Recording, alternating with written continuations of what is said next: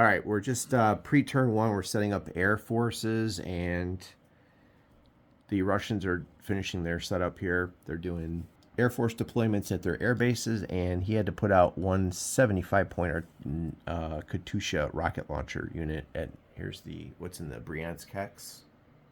Yeah, right there. So he's just getting finished with his air force, and then I have to put my air force out. Oh boy. Yeah, which I have a lot. So if I remember correctly, we just had to check the rules. It's 4 plus the level of the air base on how much you can stack on a hex. But in order to keep the stacks of counters low, we're going to shift to index cards because it just helps us. I actually have to figure out how I'm going to do this because I have a lot of stuff to put out, and I'm going to need it because I have to be super fast in this scenario. So this is going to be interesting. This is pretty much where I'll lose every OCS game is deployment. Kind of like Warhammer. Yeah, it's back to memories. All right. Okay, the German forces, the aircrafts are set up. We have an air base here with the following air units. Another air base here. And a lot of the long-range bombers are here, coming all the way down from the south. And I put most of the long-range bombers so they can strike further north up that way and cover there because they have the longest range.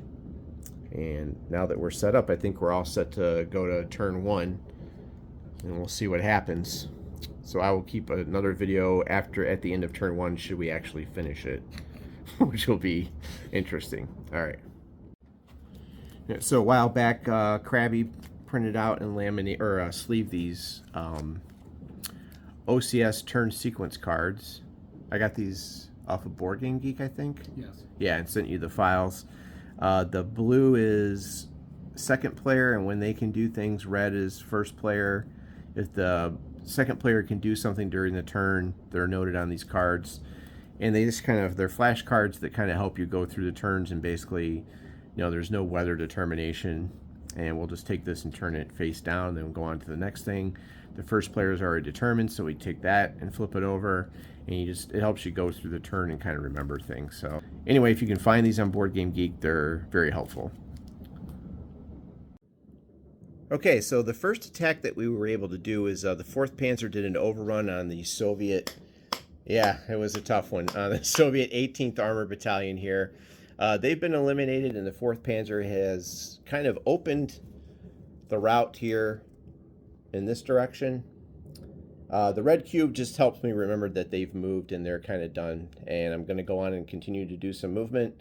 And hey, that only took us, what, like 30... It's a good thing we had a calculator. Yeah, it's a good thing we had a calculator. But anyway, so the overrun was successful, and we're moving on to, I think we're going to be doing the 18th Panzer next, but I've got some reserve that I want to move here. I've actually put the, let's see, we got 3rd Panzer in reserve here, so they're going to be moving out pretty How many soon. turns is this scenario? It's only 3 turns, thank God. Oh, so. We'll be done in an hour. Yeah, we should be done. Perfect. No problem.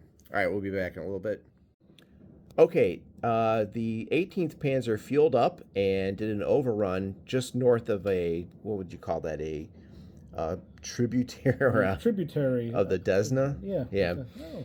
Attacked a Soviet cavalry unit. I rolled really bad. The Soviet cavalry unit survived. He's under there somewhere. We're going to try to extricate this DG marker right there. Yep. The 52nd Cavalry Division actually survived. I rolled really bad. What were my odds? Were like 34-7. Where's the you were in the original? we're in the 5-1 table. You just rolled really low. Yeah, I rolled awful, which is sad. And had to take my option. First casualty of the battle here was a German motorcycle battalion. I did get the overrun. I got the hex, but suffered some losses, and the Russians retreated northeast. And we're moving on to the 17th Panzer now. So we're getting some stuff done. Okay, the German movement phase is finished, and here's... Oh, I'm up. what it looks like. Yeah, again, OCS, not the most two-player friendly system. Once I wake Krabby up, we're going to move to the next thing. I do have a reserve unit down here. I have to remember when to release that. So here's we did break through here. We've got some 17th Panzer going deep into the Russian lines, and then up here we just have a 7th, believe it's the 1st Cavalry crossing the river up here. I just did that mainly for, just to get over there before he could use the river as defensive terrain. And that's about it for right now. The cubes are just to help me remember who moved where. We have a little bit of movement down here in the south. And now we're going to the next part of my turn, and then we'll update you on that. Very effective there. Yeah. Not effective down No, not effective down here. Worse up here. Just coming back with the barrage segment, I've launched a lot of air barrages. I did get a DG here with the barrage. I threw a lot at the southern stack down here, I believe from Konoptop, and got a terrible result. The planes, all of these planes did absolutely nothing. Now up here we've got a dogfight going into a patrol zone. Krabby's intercepted with one of his fighters. He shot down. I took a step loss on a BF-109. Teutonic efficiency. Yes, and now we're going now into the dogfight. We're still going here, and now he's become the attacker. This is not looking good for my bombers. I was trying to DG a stack to break through, and it's not looking good. So we're going to continue this interceptor thing here, and we're still going. So we'll see what happens. This is taking place up here in this hex. All right, so during the supply phase, I believe we have one unit that went too far. I can't get trace supply to this unit if we did this right. I did not move my HQs up close enough. So I believe using direct dryer throwing, I don't have a detrainable hex because I didn't capture a town off the rail, and I can't get back off the map, so we're counting 10. This guy has a zone of control that's blocking the truck movement, and I came up short due to this stupid terrain. So this guy here is 1 hex out of supply. I rolled the attrition table, rolled horrible, of course, took a 2-step loss, and that's going to come back to probably haunt me, but luckily it's just here's the here's the nearest HQ that it was terrible 10. Due to my awful planning. I moved a little bit too far ahead there. So he's attrited, as they would say in the wargaming community. Oh, brother. Yeah. And make mental note, don't get confused, your HQ unit and your, what is it? Oh, the formation marker. Formation yeah, marker, it was. which I think is what confused. I think my stacks, getting confused with my stacks is really killing me here. I'm forgetting what I have where. So, all right, we're almost near the end of this turn. All right, Krabby is left for the day, and we finally got my combat finished, at least in this area. Now, we are thinking, though, of possibly restarting this because I made so many mistakes, and it's been a long time since I played this. But let's go back and cover what did happen here toward the end of my combat phase. The 201st Battalion, the anti-tank up here, managed to come around. They destroyed the Soviet HQ. Let's see. I believe they destroyed the 13th Soviet HQ. That was destroyed. They had been DG'd. They took the town of, I'm going to try to say this town, Seredinava Buda. They took this town, this village, I should say. The main problem I'm having that I did really bad was, as you can see, I really screwed up my supply early on. I didn't move the HQs properly, and I really messed up my trace supply. Now, I did well with my artillery, and the central sector here, the red cubes are just guys that have moved, so don't worry about that. And there's more there than meets the eye. I'm using some off-map blocks there. So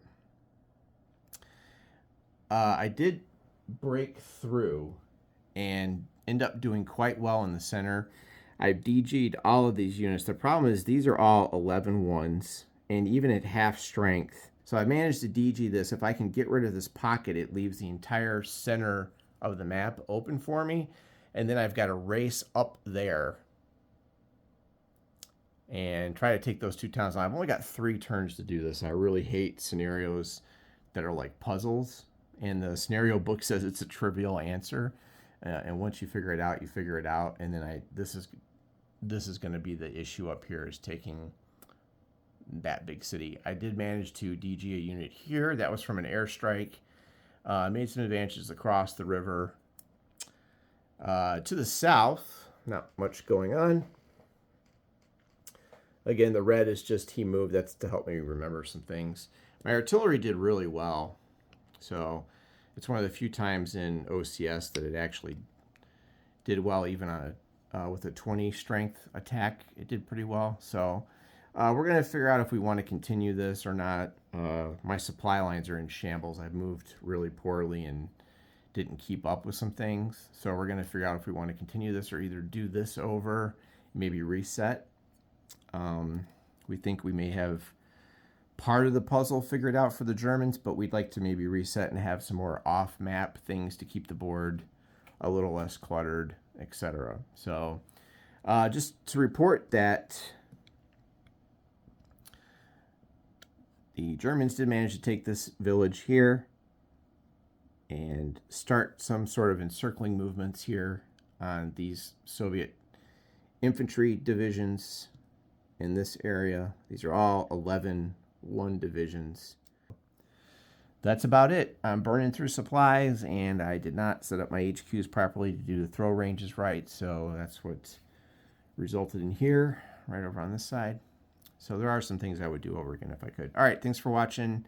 That's the complete video. Saturday's gaming session is over.